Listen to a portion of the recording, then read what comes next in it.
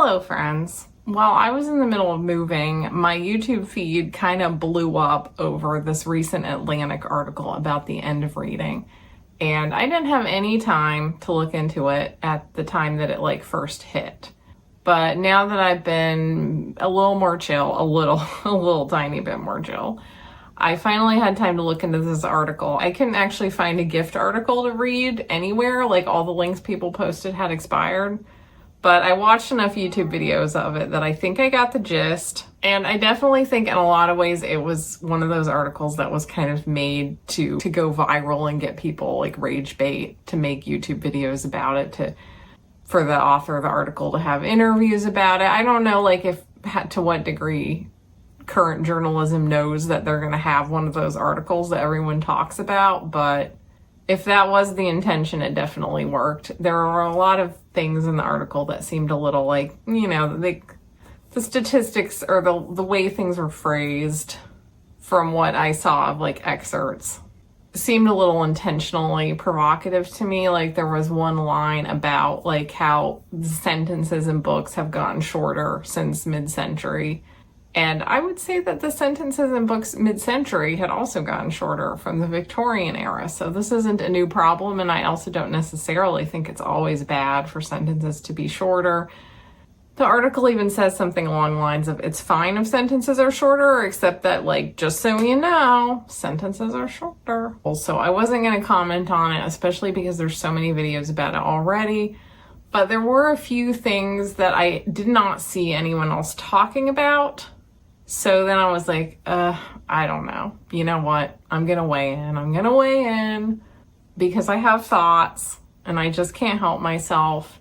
I need some good topics to discuss.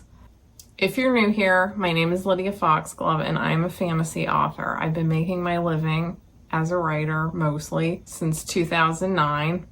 And one thing about me is that I am just absolute peak reader energy, especially when I was younger.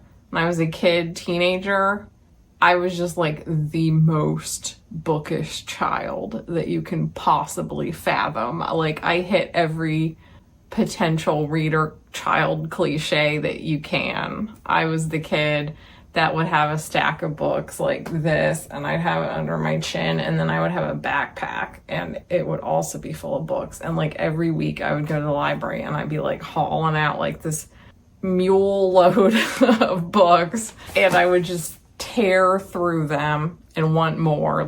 It was impossible to feed me as many books as I wanted.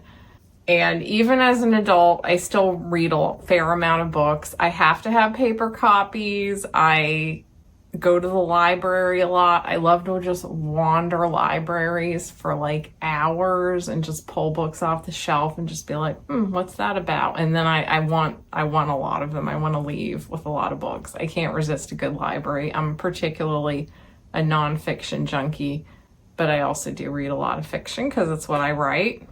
So, of course, I do love a good novel too, but I think that nonfiction is just very absorbing for me as a fantasy author because it's where I get all my ideas for fantasy world building, and I'm really kind of a sociologist brain, and I love sociology and social history. So that's my jam, just what people are doing, what people have done, culture. And I write, and I can't stop writing, and I love to read. So just everything about books, that's just my whole identity. I love books and I love writing. So you would think that I would be extremely bothered by the idea of the end of reading. And of course I am. I am bothered by that, just on a personal level. And there are points in the article that do concern me, just kind of a general old man yelling at cloud energy that I sometimes have, where I'm why are people so dumb? What happened? I think a lot of us elder millennials are entering that era where we're just things used to be better. But at the same time, sometimes I'm kind of I don't know, you know what, were they better though? I feel when I was 18, I was homeschooled. I was unschooled particularly, and we're going to circle back to that in a minute, but I was homeschooled, so I wasn't really around my peers very much. I went to second grade and I went to gifted class one day a week through fifth grade. And from about age 10 to 18, I just got to completely check out on normal children for a while, which was kind of great. And then I got a job and I was around normal people again. And I just hated it and nobody read. I worked at a Sears. This is back when Sears was still in every mall. Worked at the Sears and I had like a ton of coworkers. Sears was a big store and I worked in soft lines just generally, which was all the clothes and all the home goods. Like everyone who worked in soft lines was my coworker. So I had a lot of coworkers. I got a wide swath of humanity working at this job. And I was so out of step with culture at this time. It seemed like all of TV was like trash, reality shows, and the break room was just always playing like Jerry Springer or something like that.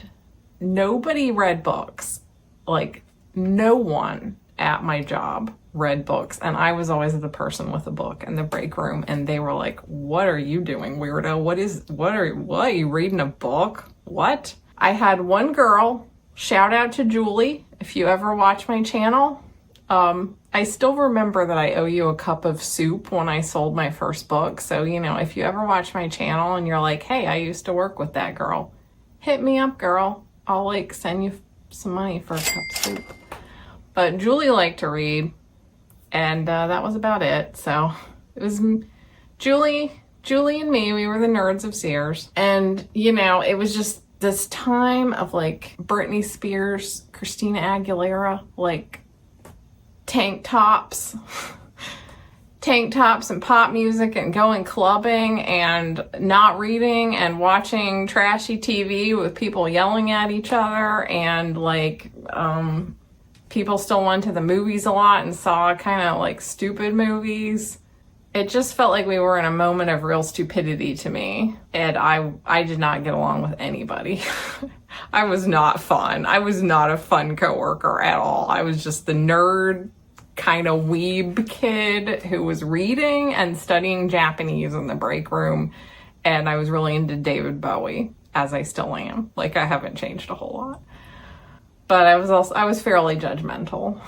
So I was not fun. They were all having a good time. But I felt a great sense of despair as I realized just how unusual it was to read. And then Harry Potter came along and was midnight release parties. And sad to say, considering where things went with J.K. Rowling, but at the time that felt so amazing because it was oh my God, books are cool again. People are pumped about reading, and I'm in it. I'm in a renaissance of reading, and the hits kept coming.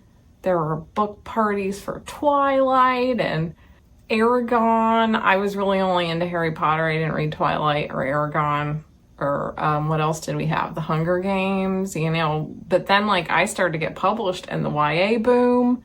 And people were really excited about books in a way that I did not see when I was in my late teens and early 20s, and it was great. And I still see that to this day, little romance bookstores popping up and stuff. I have my complaints about romance, but at the same time, I love seeing people so excited about books. And that it didn't feel like that was as much of a cultural thing in the year 2000. So I do think that these things kind of ebb and flow. And really, since, antiquity, people have tended to think that younger people are getting stupider. It's really hard to judge in the moment when you are getting older, looking at young people around you, and you can't quite judge whether the changes that are happening are good or bad. Which takes me back to, I've been really interested lately in reading about kind of the history of reading in and of itself, and particularly ancient times and their relationship with books when they were very rare and special, and how they made books and preserved books and interacted with early literature, and then how they rediscovered ancient writing and how literature grew again and the Renaissance into the Age of Enlightenment. That's just been like one of my niche, like I get into deep dives over random stuff all the time. And that's one of the things I've been getting into lately. And one of the things that comes up a lot is when people started writing and writing started to become something that was like available in ancient times, is that before that, people just had to memorize stuff. And the more writing became available, the more people were able to stop memorizing stuff. And there was concern that if they lost oral history and memorization, people would just get like stupid. And I can kind of understand how that would feel at the time, because people's ability to memorize stuff was truly impressive. Even fairly recently, it used to be more common to memorize entire poems because there was more of a culture of like, you'll see it sometimes in 19th century, early 20th century novels where they'll kind of be like the whole, like the community gets together. I can't remember what you call this. I'm sorry. Like they recite poems and kind of do like, like community entertainment. A lot of it is like reciting a poem or like reciting a historical speech, something like that. We don't really do that so much anymore. I don't have a single poem or speech memorized, and it's very impressive. But people used to memorize like really long things, long epic poems and long works. And then they didn't have to do that anymore because we had books. But of course, books still were special and rare up until fairly recently. And once books started to become really prevalent and available, people could go to the library, like, fairly recent history, pretty tiny space in history, we got really snobbish about them. This is one thing I think about with books, is that we are very judgy about books compared to other media, which isn't to say that people don't get snobby about films or music. Like, we can be snobby about anything. But books particularly are always laced with this concern, like children must read, but they also must read the correct thing. And if they're reading manga or they're reading Captain Underpants, like, is the whole culture going down the tubes? And it's been like that forever. There was, of course, fears of women reading novels back in the day. It was going to mess with their minds. There's always this policing of reading more than anything else. It's not just like a music critic being like, well, I think that Electric Light Orchestra really went downhill after, their third album. This goes a very deep cultural thing where we really, which by the way, my favorite Electric Light Orchestra album is Time. And critics hated that one, but I stand by it. Time was awesome. But anyway, we really police reading. From the time you were a child, your reading will be more policed than any other media that you enjoy. Your parents probably allowed you to see some stupid movies and were just like, that's a kid's movie, it's fine. But with reading, they might have been like, I don't know if you should be reading that. Maybe it wasn't your parents, maybe it was your teacher, maybe it was your grandma. Somebody probably judged what you read more heavily or earlier than anything else that you liked. So I kind of feel like that's what this article is continuing to do. It's judging people for making different media choices that aren't reading. And in the moment, the change can be alarming, but in the long run, things like YouTube videos and podcasts and like the way media has evolved, it's relatively new, and we don't really know where it's going to go and what kind of effects it's going to have on society. And it might not be bad. It might be good.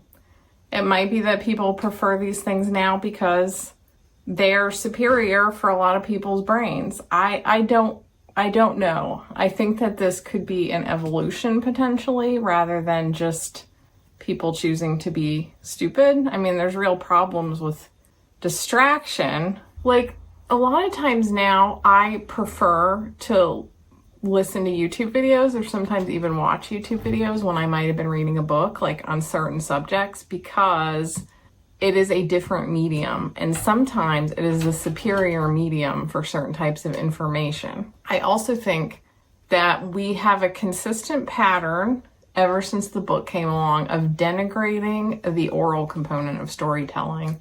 There is a lot of like judging of audiobooks and debating whether they really count as reading. For some reason, we think reading to kids is really important. And then once you get past the stage when you can read yourself, we're like, that's not as good. That doesn't count. It's a little inferior. It's a little lazy. You need to be reading a book. And then we have this hierarchy of different types of art where it's like books are the peak and like, maybe art films are like next. And then like all the way at the bottom is like video games, social media. But some of the most impactful pieces of art on my life have been video games, comic books, a YouTube video that really got me thinking. I think that I need all of it and I can appreciate all of it, and they do different things to my brain.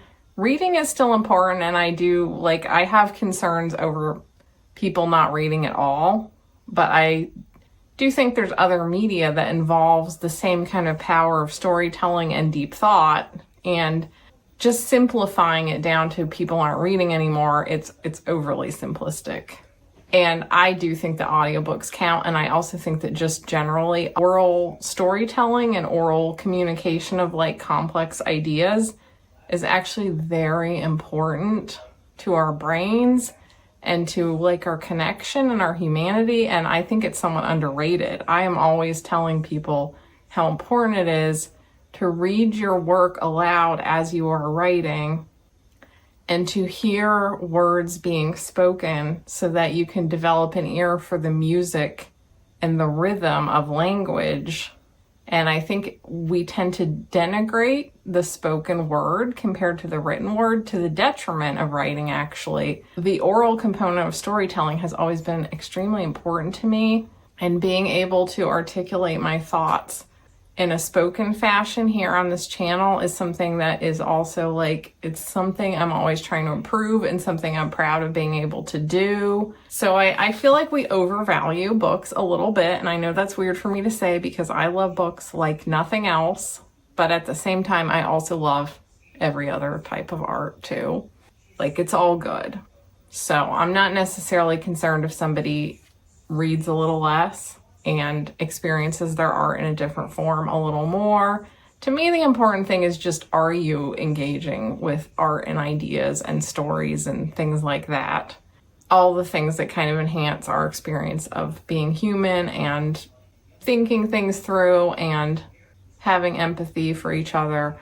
There is concern about losing some of that, but it isn't necessarily not reading that's the problem. And the last thought I have when I see some of these concerns about the kids, they're not reading, they're using ChatGPT and they're not even learning anything. I am worried about that. It bothers me so much when I hear about like all the kids using ChatGPT, because it just like, I made other videos about my thoughts about AI. I don't even want to talk about it again.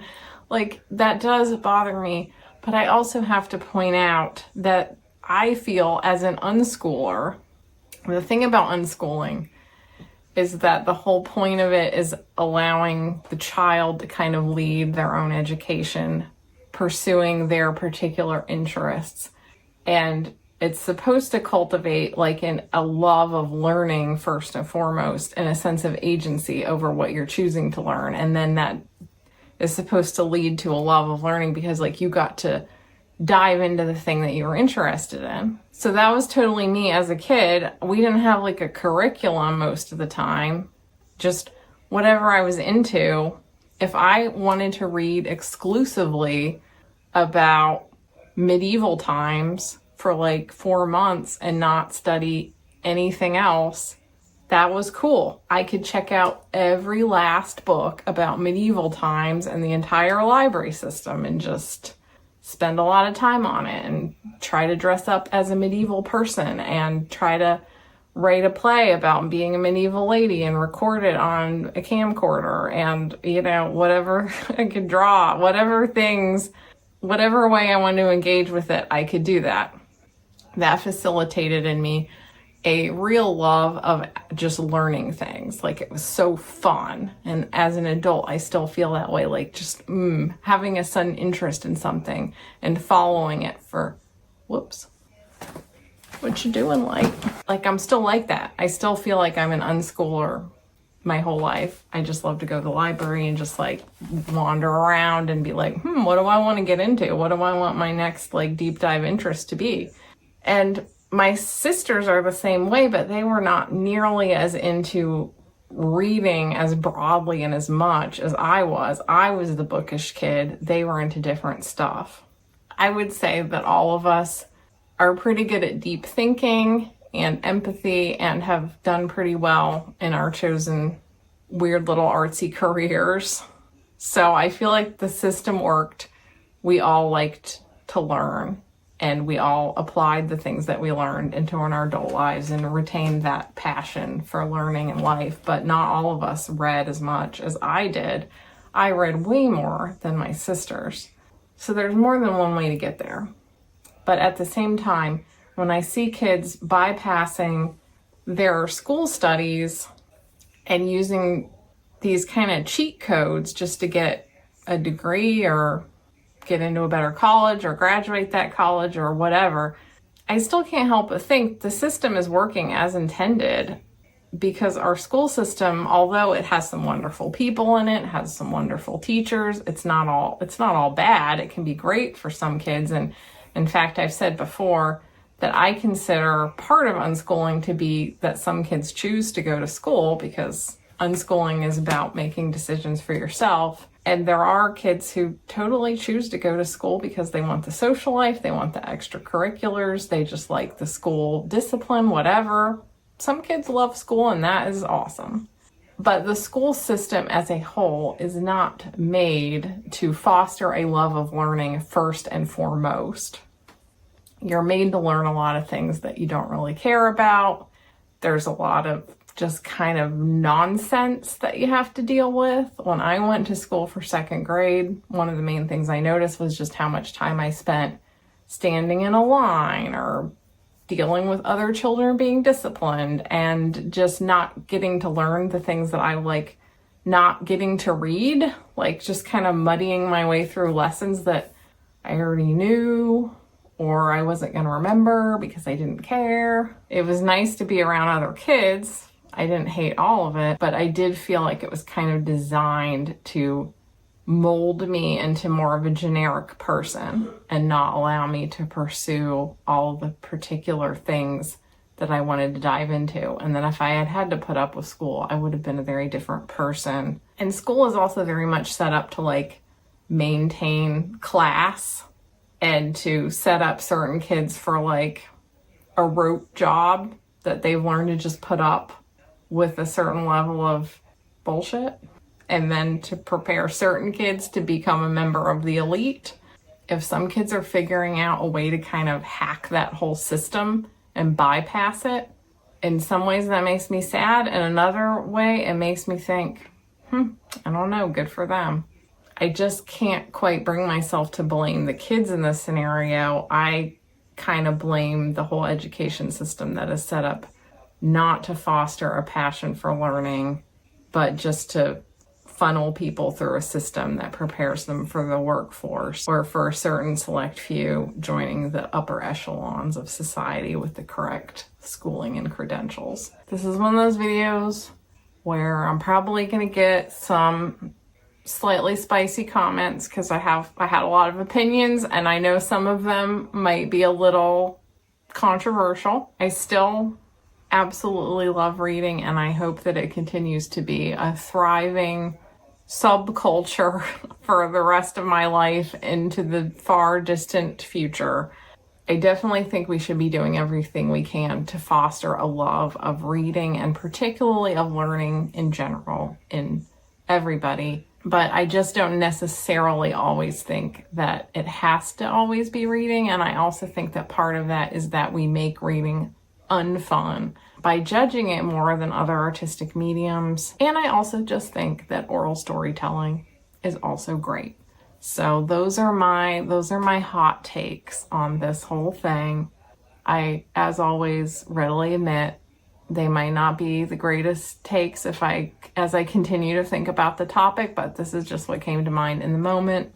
Let me know all your thoughts about the end of reading. If you'd like more from me, my members get 2 bonus videos per month, voted on by you guys. You can access them through my YouTube memberships, my Substack, and my Patreon. And you also get access to my Discord server where we talk about all kinds of stuff, including writing and reading all day long. If you'd like to read any of my books, there's a link in the description, and the Hidden Lands books are the ones that are the most me, the ones I put the most time and energy into, but I also have a number of paranormal and fantasy romance novels. I post every Wednesday and Sunday at 8 p.m. Eastern, and I would love to see you again. Thank you so much for watching and for supporting the channel. I'll see you next time. Bye.